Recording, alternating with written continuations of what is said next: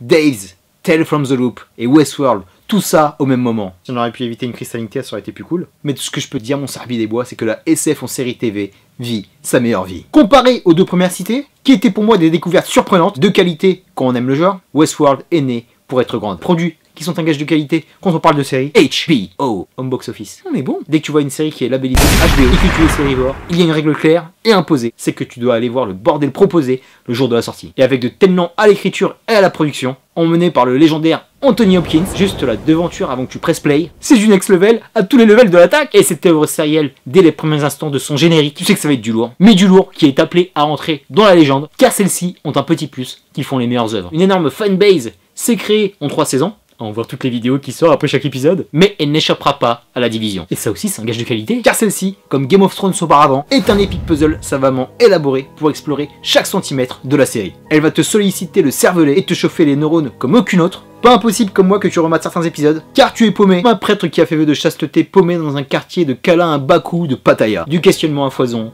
des timelines, des plot twists, vont te chauffer la caboche, comme les grandes séries du genre l'enfant auparavant. 3 critères d'une belle histoire et d'une grande série sont bien là, te faire rester malgré les multiples difficultés de l'ascension. Une écriture de génie, une cinématographie d'excellence, et le primordial pour moi, un fort ancrage aux personnages, car tous, à un moment clé, vont servir l'histoire et bouleverser tes sens. Si c'est pas gracieux ça. La saison 1 nous faisait découvrir cette merveille de parc, avec ce cliff qui te balaye son sommation. La saison 2 élargit la frontière des lieux, qui démarre avec un soulèvement des machines violent, terrifiant, c'était un truc de ouf. Et enfin cette saison 3 qui donne de l'air à la série, nous faisons quitter définitivement le monde de l'Ouest pour aller affronter le reste du monde qu'on n'avait quasi pas vu jusqu'alors. Et en bon astro, le petit robot qui se respecte, le dernier chapitre était magnifique, ça valide parfaitement tout ce qui avait été mis en place sur les 2 précédentes. C'est ça qui est fort. Pas un épisode de trop, pas une minute de gras. Sur ces 8 heures mené à une cadence infernale, comparé à ces 2 premiers chapitres. C'est vraiment très différent. Mais moi j'ai pris mon pied. Et les gars, c'était même trop court. 8 semaines de ouf, et là tous les lundis je vais me sentir orphelin. Mais bon, c'est un cadeau. C'est tellement bien foutu. Tout a été pensé depuis le début pour nous mettre hors des frontières du parc et observer l'humanité qui s'agite et prendre un retour de bâton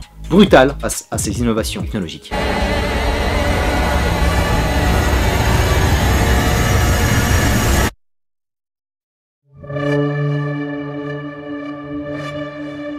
Westworld, au-delà de ses robots, nous parle d'humanité, de l'homme face à son futur, en rapport avec sa machine, de l'homme qui s'autodétruit en créant ses propres monstres, de l'homme qui continue à créer tellement d'inégalités et toutes les technologies mises en place, qui va créer un déséquilibre, ou peut-être pas. Faire court, c'est une dinguerie de thématique de notre époque, de notre futur qui frappe déjà à notre porte, où on est asservi par des algorithmes qui décident à notre place. YouTube, arrête de me proposer l'équipe de PNL. Et voilà, le propos et la question principale de Westworld est devant tes yeux, le libre arbitre qui était là depuis le début. 5% de la population qui s'enrichissent et qui vivent sur le dos des autres. Le monde tel qu'on l'a connu l'a toujours vécu, de l'Égypte ancienne en passant par la Rome antique et particulièrement dans cette saison 3. Le modèle économique et sociétal qui se répète presque à l'infini mais qui doit s'achever. Car mon pote, un autre monde est possible. Et là, avec la fomentation d'une révolte, emmenée par Dolores, c'était déjà amorcé dans la saison 2, mais avec cette saison c'est confirmé, elle prend le leadership sur cette série et aussi du best Android badass de la création. Sincèrement je vous aime mais le T-1000, Miraculyan et tous les autres, vous pouvez aller vous rhabiller. Tellement elle a tué le game. Magnifique de charisme, de gravité, de présence physique avec un gun à la main, mamma mia. Tu comprends sa cause, t'as envie de te battre à ses côtés même si tu te poses des questions. Elle n'est pas la seule à la fête à travers toutes ces villes futuristes, magnifiquement designées pour te caresser la rétine. San Francisco, Los Angeles, Singapour, Jakarta, avec les arcs de Maeve, Bernard, ainsi que Charlotte, et du nouveau venu, Caleb, qui vont s'entrecroiser et qui vont être époustouflants,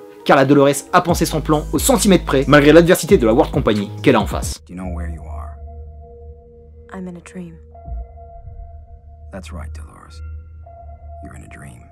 Cette saison peut désarçonner car elle n'a rien à voir avec les autres. On n'est plus dans cette science-fiction contemplatif et philosophique. C'est un véritable trailer d'action, de fou furieux qui n'a rien à envier au meilleur du genre, avec des gunfights, des close combats, d'une violence inouïe, tout emmené par une Evan Rachel Wood, déterre comme jamais qui va déchaîner les enfers, en team-up avec Aaron Paul, qui nous donnera le côté humain et complémentaire, victime de cette machine capitalistique. Ça dit capitalistique. Et leur alchimie est parfaite. Je suis fan de ce mec parce que je suis fan de Breaking Bad, et ici on retrouve quelque part Jesse Pinkman, comme à l'accoutumée nous délivre une sacrée performance, grâce à son humanité, parfait en personnage torturé, déchiré, perdu dans ce monde qui le dépasse, bien trop grand et bien trop déshumanisé pour lui, mais qui va trouver une cause pour se battre, et peut-être changer la donne.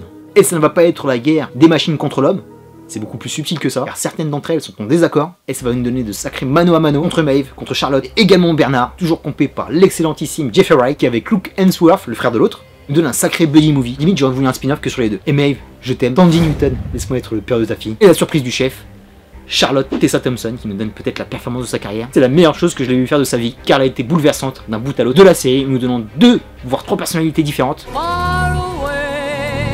Je sais que ça va gueuler, mais cette saison, je l'ai trouvée tellement rafraîchissante. Les fondations étaient posées, et ils ont passé la 5ème pour aller de l'avant. Vitesse maximale pour tout exploser. Et c'est ça que je kiffe, j'aime quand les séries nous surprennent et nous transportent au-delà de notre zone de confort. Là, le New World de Westworld a tout déchiré. Là, on va être tout le temps sur nos gardes, encore avec beaucoup de questions qui vont se poser.